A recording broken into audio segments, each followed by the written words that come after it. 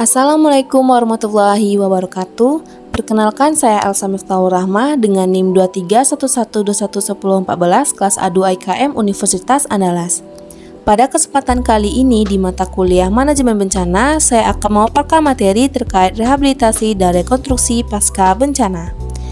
Dalam mengatasi bencana, tidak hanya melalui tahap mitigasi, kesiapsiagaan, dan tanggap darurat saja, tetapi juga perlu adanya tahap rehabilitasi dan rekonstruksi di mana berfungsi untuk memulihkan kondisi-kondisi kehidupan sebelumnya dari suatu masyarakat yang terkena dampak bencana.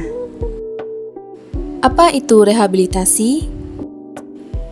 Rehabilitasi adalah perbaikan dan pemulihan semua aspek pelayanan publik atau masyarakat sampai tingkat yang memadai pada wilayah pasca bencana. Sasaran utama untuk normalisasi atau berjalannya secara wajar semua aspek pemerintah dan kehidupan masyarakat pada wilayah pasca bencana. Terdapat beberapa prinsip dasar kebijakan rehabilitasi. A. Menempatkan masyarakat sebagai korban dan pelaku aktif rehabilitasi. B. Rehabilitasi berisikan kegiatan pasca bencana, tanggap darurat, dan pemulihan dini serta kegiatan rekonstruksi. C. Early recovery dilakukan oleh Rapid Assessment Team segera setelah terjadinya bencana. D. Rehabilitasi dimulai setelah masa tanggap darurat dan diakhiri setelah tujuan utamanya tercapai. Berikutnya ruang lingkup rehabilitasi. 1. Perbaikan lingkungan daerah bencana. Meliputi kegiatan perbaikan lingkungan fisik, kawasan pemukiman, industri, usaha, dan gedung. 2. Perbaikan prasarana dan sarana umum. Mencakup jaringan air bersih, jalan listrik, fasilitas kesehatan, perekonomian, pendidikan, dan pemerintahan.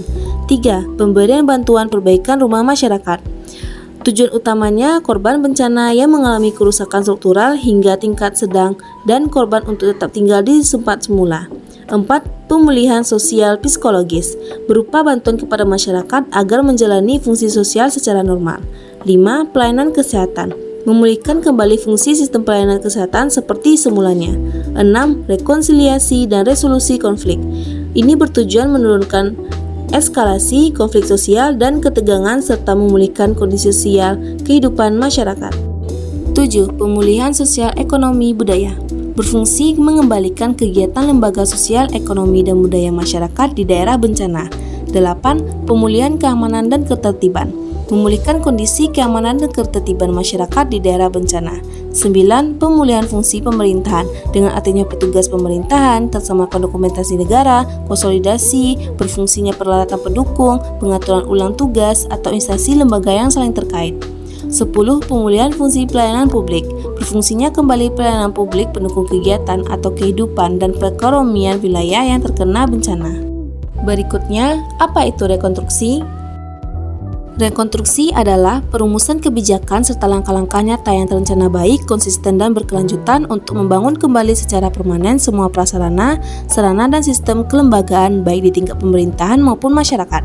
Sasaran utama rekonstruksi yaitu tumbuh berkembangnya kegiatan perekonomian, sosial, dan budaya, tegaknya hukum dan ketertiban, dan bangkitnya peran dan partisipasi masyarakat sipil dalam segala aspek kehidupan bermasyarakat di wilayah pasca bencana. Berikutnya, ruang lingkup rekonstruksi. 1. Rekonstruksi fisik. Kegiatannya meliputi 1. Pembangunan kembali prasarana dan sarana fisik. 2. Pembangunan fasilitas sosial masyarakat. 3. Penerapan desain bangunan dan penggunaan peralatan yang lebih baik serta tahan terhadap bencana. 2. Rekonstruksi non-fisik. Kegiatannya meliputi pemulihan layanan aspek sosial dan budaya masyarakat, pelibatan dan peran aktif organisasi kemasyarakatan. 3. Pemulihan kegiatan ekonomi. 4. Pengembalian fungsi layanan publik dan layanan utama masyarakat. 5. Pemulihan kesehatan mental. Selanjutnya, prinsip-prinsip pemulihan berdasarkan BNPB nomor 17 tahun 2010. 1. Merupakan tanggung jawab pemerintah daerah dan pemerintah pusat. 2. Membangun lebih baik build better yang terpadu. 3. Mendahulukan kepentingan kelompok rentan seperti lansia, perempuan, anak, dan penyandang cacat. 4. Mengoptimalkan sumber daya daerah. 5. Mengarah pada pencapaian kemandirian masyarakat, keberlanjutan program dan kegiatan serta perwujudan tata kelola pemerintah yang baik. 6. Mengedepankan keadilan dan kesetaraan gender.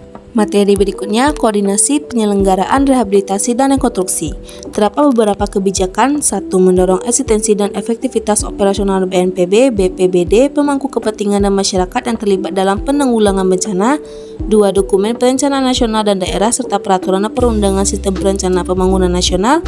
3. Mengacu pada standar pelayanan minimal yang diterapkan pemerintah. 4. Mengacu pada rencana tata ruang wilayah nasional provinsi kabupaten kota yang berlaku. 5. Menggunakan pendekatan sosial budaya dan adat istiadat serta sumber daya setempat. 6. Menggunakan SNI. 7. Mendorong pemahaman masyarakat akan pengurangan risiko bencana dan menumbuhkan kesiapsiagaan di daerah ancaman bencana. Berikutnya, hambatan dan tantangan rehabilitasi dan rekonstruksi. 1. Keterlambatan dan ketidaksiapan program pemulihan. 2. Keterbatasan sumber daya manusia dan kompetensi. 3. Pendanaan dan transparansi. 4. Koordinasi dan keterlibatan masyarakat yang kurang. 5. Kerusakan lingkungan dan kondisi fisik pasca bencana yang buruk. Materi berikutnya, strategi koordinasi dalam penyelenggaraan rehabilitasi dan rekonstruksi. Yang pertama, strategi koordinasi dapat dilakukan dengan 1. Perwujudan peran dan tanggung jawab Kepala BNPB BPBD sebagai pelaksana koordinasi umum di tingkat nasional dan daerah provinsi kabupaten kota.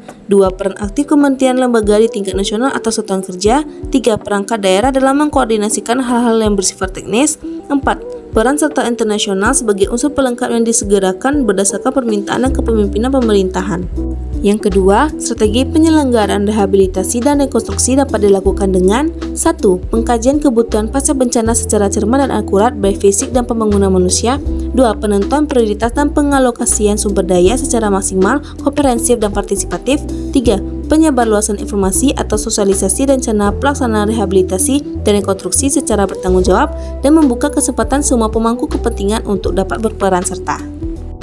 Baiklah, sekian pemaparan materi dari saya, semoga dapat bermanfaat. Terima kasih atas perhatiannya. Assalamualaikum warahmatullahi wabarakatuh.